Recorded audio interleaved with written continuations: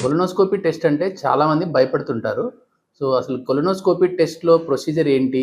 ఎవరు ఈ టెస్ట్ చేయించుకోవడం వల్ల బెనిఫిట్ అవుతారు అనేది తెలుసుకుందాం. నేను మీ doctor Deepak, medical gastroenterologist, Ashwini hospital, Kurnool. Colonoscopy అంటే ఒక పైప్‌కి అటాచ్ చేసిన కెమెరా ద్వారా మనం మొత్తం పెద్ద పేగుని చెక్ చేయడాన్నే కొలనోస్కోపీ అంటాము. సో, దీంట్లో ఈ టెస్ట్ చేసుకునే వాళ్ళు ముందు రోజు ఒక పౌడర్ ద్వారా వాళ్ళ పేగు మొత్తాన్ని క్లీన్ చేసుకోవాల్సి ఉంటుంది.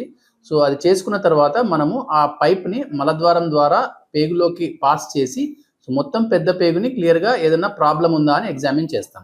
కొలనోస్కోపీ టెస్ట్ ఎవరు చేయించుకోవాలంటే మోషన్‌లో బ్లడ్ పడడము, క్రానిక్ కాన్‌స్టిపేషన్ అంటే మలబద్ధకము, లేకపోతే మోషన్ ఎక్కువ సార్లు రావడము డైలీ, లేకపోతే కడుపు నొప్పి. ఈ పైన లక్షణాలు ఉన్నవాళ్ళు కొలనోస్కోపీ చేయించుకోవాలి. సో, కొలనోస్కోపీ చేయడం వల్ల మనము చాలా జబ్బులు కనిపెట్టవచ్చు. ఎలాంటివంటే ఐబీఎస్, ఐబీడీ, కోలన్‌కి సంబంధించిన పేగుకి సంబంధించిన క్యాన్సర్, పాలిప్స్. సో, ఈ టైప్ ఆఫ్ డిసీజెస్ అన్ని మనం ఐడెంటిఫై చేయొచ్చు.